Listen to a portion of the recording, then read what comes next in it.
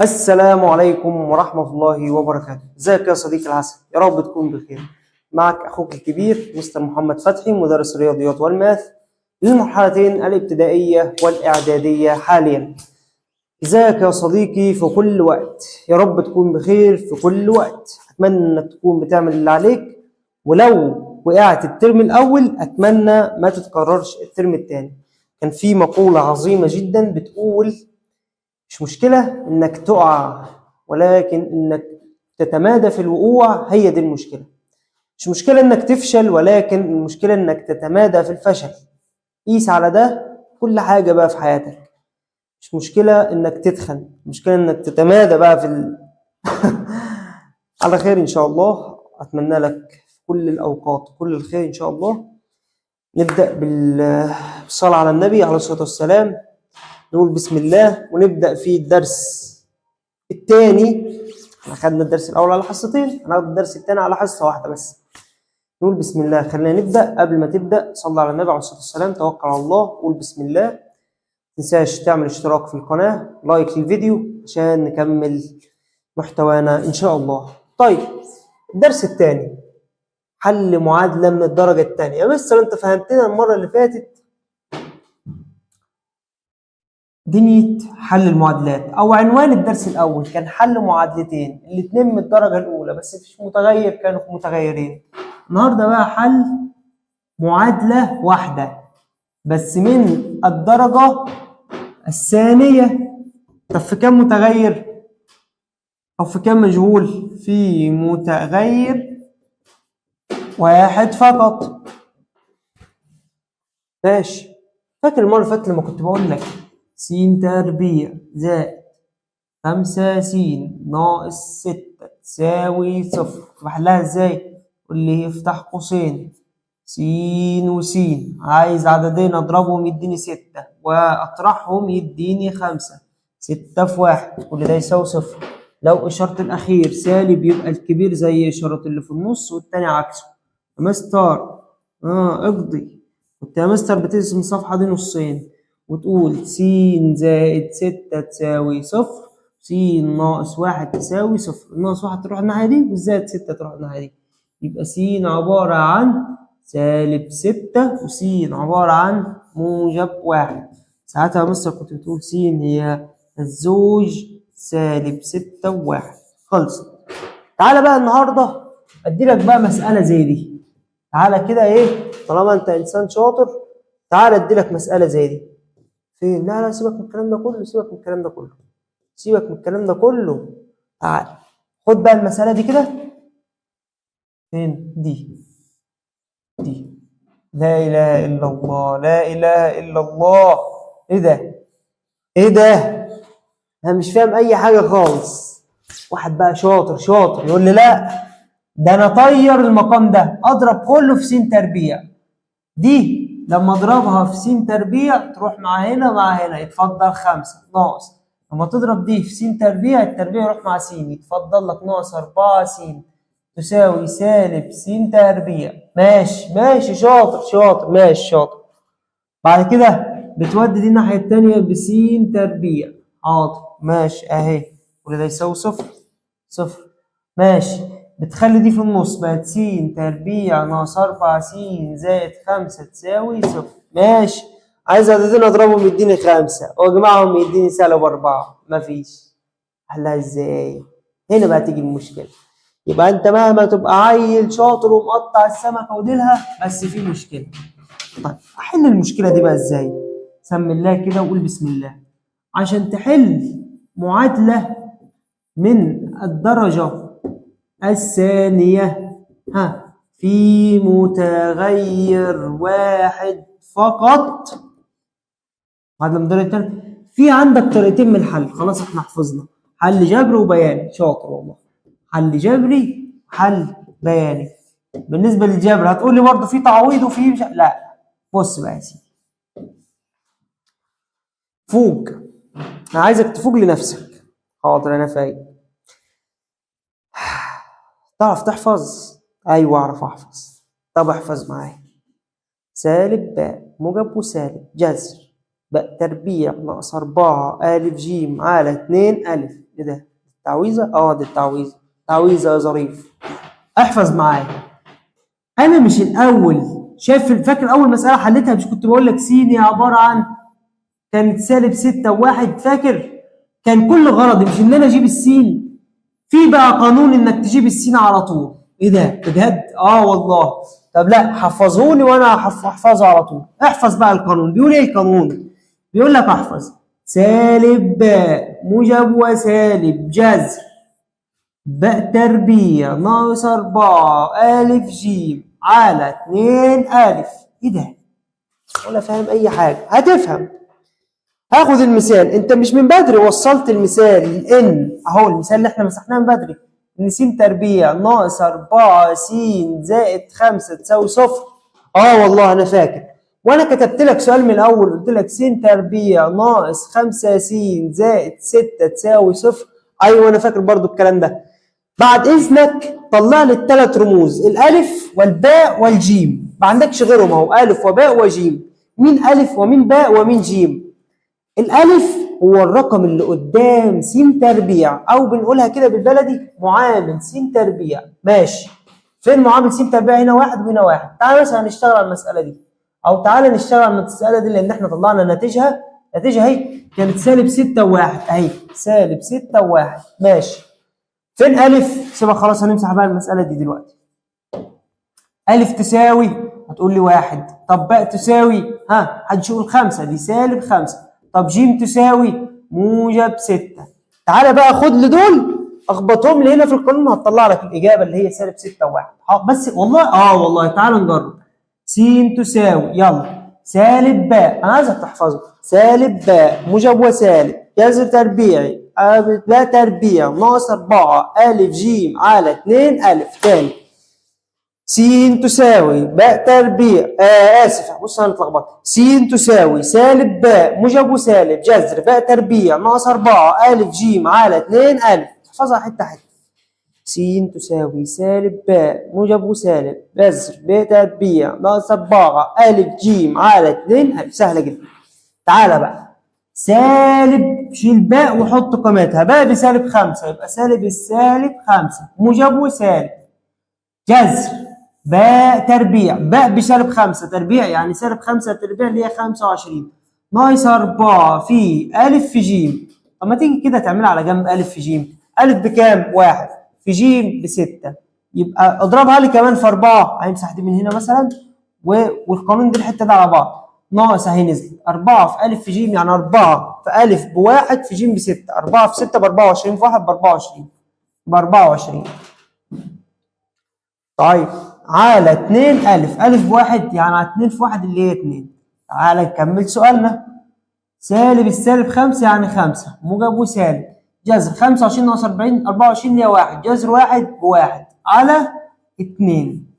خد لي بقى مرة القيم دي بالموجب ومرة القيم دي بالسالب. يعني مرة تقول 5 زائد 1 5 زائد 1 على 2، ومرة تقول 5 ناقص 1 على 2. ماشي. 5 زائد 1 6 6 على 2 فيها 3. 5 ناقص 1 4 4 على 2 فيها 2. ايه ده؟ طلعت 2 و3. احنا في الاول يا مستر كنت مطلعها سالب 6 و1، يبقى انا كده كنت عاكس الاشاره، كنت كاتبها زائد 5 س ناقص 6 تقريبا يعني. طب تعالى كده نشوف لو انا كاتبها زائد 5 س ناقص 6 او هي عامه. تعالى نحلل دي اهي بتساوي صفر تربيع س وس. عايز رقمين اضربهم يديني 6. 2 في 3 2 في 3 اجمعهم يديني 5. 2 و3 2 في 3 ب 6 و2 و3 مجموعهم يديني 5. طيب ولو الاخير موجب يبقى الاثنين نفس اشاره اللي في النص، يبقى س ناقص 2 تساوي صفر، يبقى س تساوي 2. وهنا س ناقص 3 تساوي صفر، يبقى س تساوي 3. يبقى انا اسف، انا نقلت المساله غلط. المساله اللي انا كتبتها لك س تربيع زائد 5 س ناقص 6، دي المساله اللي انا كتبتها لك. ايوه افتكرتها. ماشي. اهي طلعت برضو 2 و3، وهنا طلعت برضو 3 وادي 2. ماشي. ما تدينا مساله ثانيه. هدي لك المساله اللي انا قلت لك نقلتها غلط. س تربيع زائد 5 س ناقص 6. عايز عددين اضربهم 6 لو انا هحللها بالتحليل القديم. عايز عددين اضربهم يديني 6. 2 في 3 اجمع اطرحهم يديني 5. لا مش 2 و3. يبقى تحلل دي س وس، عددين اضربهم يديني 6. 6 في 1 لان اطرحهم يديني 5. الاخير سالب يبقى الكبير نفس الاشاره اللي في النص وده عكسه. تعالى بقى ايه؟ يبقى ساعتها هنا س تبقى عباره عن اعكس سالب 1 1 اعكس ال6 سالب 6. تعالى بقى ايه؟ نشوف س هتطلع كده بالقانون ولا لا. مبدئيا احنا بنطلع قلت لك 3 قيم. ا تساوي باء تساوي ج تساوي ا بكام؟ ا يا مستر ب1 وباء ب5 وج سالب 6. تعالى بقى ايه نعوض في القانون الجميل بتاعنا. س تساوي سالب باء موجب وسالب جذر باء تربيع ناقص 4 ا ج على 2 ا. يبقى هنا س تساوي سالب باء يعني سالب 5 موجب وسالب جذر باء تربيع يعني 25 ناقص 4 ا في ج 4 ا في ج 4 في 1 ب4 في سالب 6 سالب 24 على 2 ا يعني 2 في 1 ب2. الكلام ده يساوي اهو. اقول له س تساوي سالب 5 تنزل موجب وسالب جذر 25 ناقص الناقص تطلع موجب 25 24 49 على 2 ماشي. سالب 5 جذر 49 طبعا ب7 يبقى سالب 5 زائد ناقص 7 على 2 ماشي. مرة هتاخد بالموجب مرة بالسالب. سالب 5 زائد 7 2. 2 على 2 فيها الواحد ماشي. طب سالب 5 ناقص 7 سالب 12 على 2 فيها السالب 6. هل القيمة طلعت بسالب 6 و1؟ مش عارف والله. تعال نشوف. سالب 6 و1 سالب 6 و1 اهي سالب 6 و1 اهي. يبقى القانون ده بيحل اي مثال خلقه ربنا في موضوع المعادلات من الدرجه الثانيه. تعال نحل كده ايه 3 امثله الجمال اللزاز الفظاع دول. طبعا من هنا ورايح ما تحللش بقى بالطريقه اللي احنا طبعا انا حليت ده خلاص. تعال نخش هنا. 8 س تضربها في س يبقى 8 س تربيع ناقص 8 س في 1 ب 8 س تساوي سالب 2. ودي لي السالب 2 دي جوه بموجب 2 يبقى بيساوي صفر. تعالى بقى هنا نطلع الثلاث يا مستر انا ممكن اقسم على الاثنين. طب ماشي اقسم دي على الاثنين دي على الاثنين دي على الاثنين. طبعا لو ما قسمتش على دي هتطلع 8 على الاثنين فيها الاربعه س تربيع ناقص ايه التربيع دي؟ اهي التربيع كده ناقص 8 على 2 فيها الاربعه س زائد 2 على 2 فيها الواحد. كل ده يساوي صفر. تعالى بقى نطلع ايه شويه قيم كده جمال احنا بنشتغل بيهم. ا تساوي باء تساوي ج تساوي ماشي. ا ب4 باء بسالب 4 ج ب1. دول بقى اللي هنشتغل بيهم. يلا القانون س تساوي ردد معايا سالب باء موجب وسالب جذر مين؟ تربيع ناقص 4 ا ج على 2 ا ماشي. سالب باء باء بكام؟ باء بسالب 4 يعني سالب السالب 4 موجب وسالب جذر باء تربيع سالب 4 تربيع 16 ناقص 4 في ا في ج 4 في ا بكام؟ ب4 في ج بكام؟ ب1. 4 في 4 ب 16 16 ماشي على 2 ا. 2 ا بكام؟ يعني 2 في 4 ب 8. يا مستر في حاجه قول 16 ناقص 16 صفر. مفيش حاجه اسمها جذر صفر. حاضر. فتفضل 4 على 8 و4 على 8 تساوي نص ماشي. شفت لما بتسمع كده ايه ربنا يعافينا ويعافيكم مسلسلات وافلام يقعد ايه بقى ايه البطل يلف وبتاع ويلف ويدور حوالين فيلم والمسلسل يقول لك ده انا اصلا من الاول كنت بعمل وشقلب في الدنيا. لاحظ بقى عايزك ايه تربط الدنيا ببعض عشان في حاجه هتلاحظها. المثال الاول طلع س لها قيمتين قيمه وقيمه. دلوقتي س طلع لها قيمه واحده اللي هي كام؟ نص ماشي. اسف طبعا الانجليزي فيها الكام؟ فيها النص. ركز بقى عشان هنا اللي هتحصل ايه الاكشن بتاع المسلسل. اول قيمه طلعت اول مثال طلع قيمتين. تاني مثال طلع قيمه ماشي. ليه؟ عشان ده طلع بصفر. يبقى لو طلع بصفر تطلع قيمة واحدة، لو طلع برقم موجب تطلع قيمتين. اشرح لك دلوقتي كل حاجة، بس تعالى بص في المثال التالت. لا انا مش عجباني دي. تعالى هنا بص يا سيدي، ركز في المثال ده. احنا فاكر لما وصلناه س تربيع ناقص 4 س زائد 5 تساوي صفر؟ انا فاكر. تعال نتأكد بس. اضرب ده كله في س تربيع، ماشي. ضربت ده كله في س تربيع، دي راحت، اتفضل 5 ناقص 4 س زائد س تربيع. س تربيع ناقص 4 س هو وصلناه. خلاص، يبقى احنا بنعمل تعديل للمثال ده، بضربه كله كده في س تربيع، وصل للمنظر ده.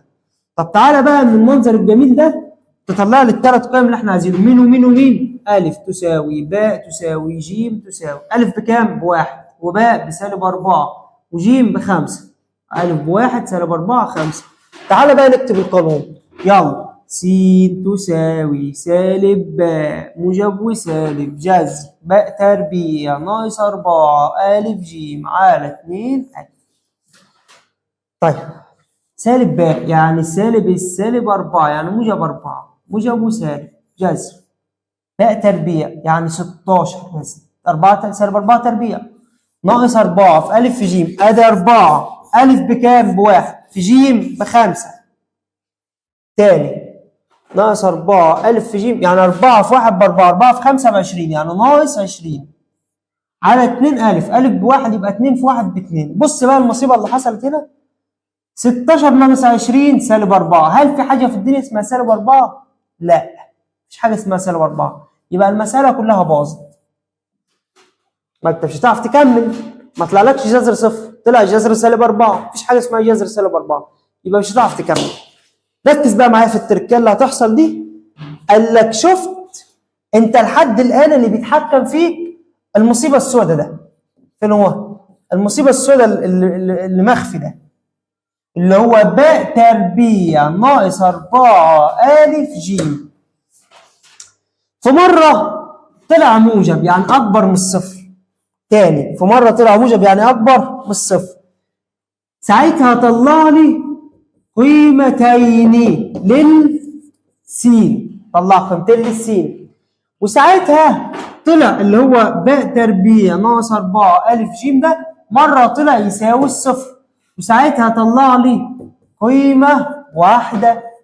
ومرة الباء تربيع ناقص 4 ألف ج طلع أقل من الصفر يعني قيمة سالبة، طلع لي لا يوجد حل. يبقى أنا مستر عشان أقضي بس مصلحة، أنا أجي في الأول أجيب باء تربيع ناقص 4 ألف ج اللي هو الرقم اللي أنا بحسه مميز ده، اللي هو بيبقى جوه الجذر، اللي هو باء تربيع ناقص 4 ألف ج اللي أنا بحسه مميز ده.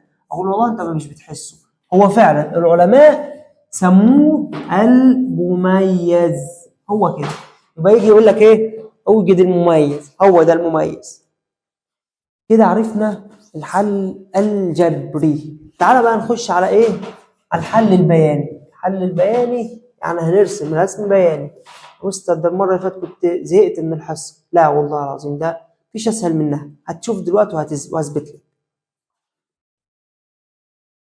هو بيدي لك معادله وبتعمل الجدول زي المره اللي فاتت، بيدي لك الفتره وتجيب تعمل معادله وتظبط الدنيا. طب بعد كده هترسم منحنى، بما انها معادله تربيعيه يبقى منحنى كده. فين شكله؟ بيبقى شكله كده او شكله كده او شكله كده او شكله كده او شكله كده، اي منحنى بقى. ماله المنحنى ده؟ قال لي المنحنى ده يا سيدي الفاضل لو انت رسمت الرسم البياني كده وجيت لقيت المنحنى لمس محور س ده في نقطتين، ادي نقطه وادي الثانيه، اذا يوجد حلان.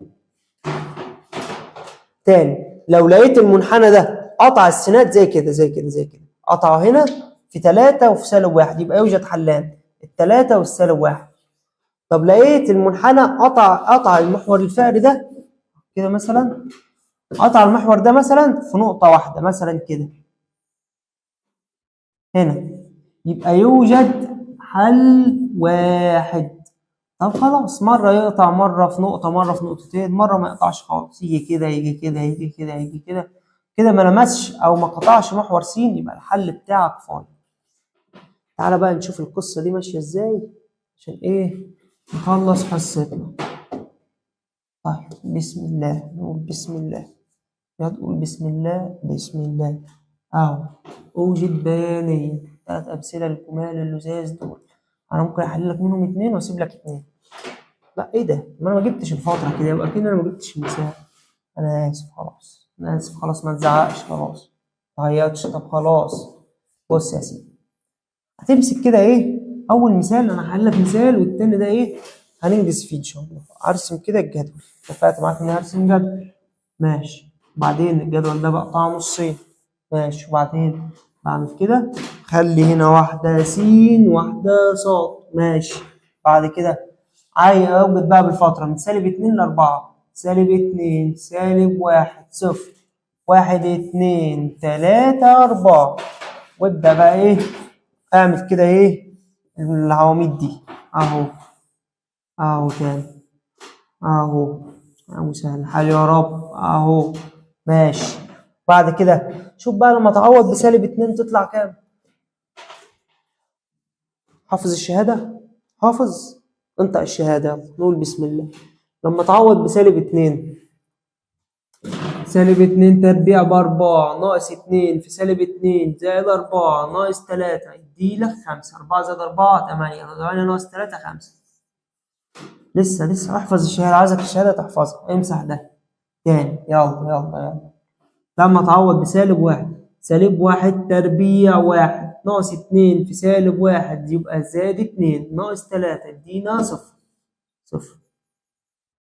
اللي بعدها، اللي بعدها اتشاهد يا ابني، اتشاهد. ايه اللي بعدها؟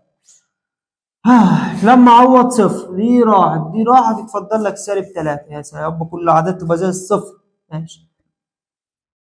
1 تربيع 1 ناقص 2 في 1 يبقى 2 ناقص 3 يديلك -4. ماشي ماشي ماشي ماشي ماشي ماشي يا سيدي. عوض ب2، 2 في 2 ب4، 4 ناقص 2 في 2 4 يبقى 0 يديلك -3. ماشي. حاسس ان احنا بنحل غلط، تعال بس نتأكد بس عشان ايه. 5 0 -3 -4 في -3 تاني، ماشي يا مساعد. حاسس عارف انت مش شايف، انا شفت المنطقة دي انا اشوف. لما تعوض ب3، 3 تربيع 9 ناقص 2 في 3 6 ناقص 3 تطلع 0. ماشي ماشي، اشهد ان لا اله الا الله، يا رب يا رب. ماشي. لما تعوض باخر قيمة اللي هي 4، 4 تربيع 16 ناقص 2 في 4 8 ناقص 3 يديلك 4. 16 ناقص 8 8 8 ناقص، ايه ده استنى، 16 ناقص 8 8 8 ناقص 3 بقى 5. ايه 4 دي؟ ايه ليه انا قلت ليه 4؟ ماشي. على فكرة هو ده منحنى الواحد والسالب 4 دي نقطة التقاطع، وهتلاقي دي -3 -3 0 0 5 5. خلاص. تعالى بقى ايه، تعالى بقى ايه نرسم بقى الرسم البياني بقى، نرسم بقى الرسم البياني بقى. خلاص بقى تعبتونا بقى معاكم. ماشي ماشي. زعق اكتر تاني، اكتر تاني يا مستر، زعق اكتر تاني. بص بقى يا سيدي، ادي الرسم البياني، ادي الرسم البياني. ماله بقى الرسم البياني؟ تعالى بقى ايه نرقم كده شوية ارقام جمال ولزاز. 1 2 3 4. اسرع لك الفيديو؟ مش هسرعه، اعمل انت على ايه، على سرعة بقى 19. ماشي. هنا -1 -2 -3 -4 -5 -6 -7 -8. هنا بقى -2 -3 -4 -5 -6 -7 -8. لا اله الا الله. -9 انا قلت لك حافظ الشهاده، وعايز نحل ده على الثلاث امثله. 1 2 3 4 5 6 7 8 9 10. ماشي. بعد كده بقى تعالى بقى نشوف النقاط. -2 و5، -2 تطلع 5 يعني هنا، هنعلم بالاسود يعني هنا. اللي بعدها كام وصفر؟ -1 وصفر. سالب 1 وصفر، يعني هنا اللي بعدها بسرعة انت قاعد معاه، صفر وسالب 3، صفر وسالب 3 هنا ياد هنا ماشي. اللي بعدها 1 وسالب 4، تمشي 1 تنزل سالب 4 هنا. اللي بعدها 2 وسالب 3، 2 وسالب 3 يعني هنا ماشي. اللي بعدها 2 وسالب 3، 3 وصفر 4 و5، 3 وصفر وادي 4 و5 هنا اهو بالظبط، هنا اهو بالظبط. وصل بقى بايدك الجميله دي اهو اهو اهو اهو اهو ماشي. اللي مركز معايا هو قطع هنا طبعا، هنا احنا طبعا بنمشي كده ليه طبعا. تعالى نرسم تاني.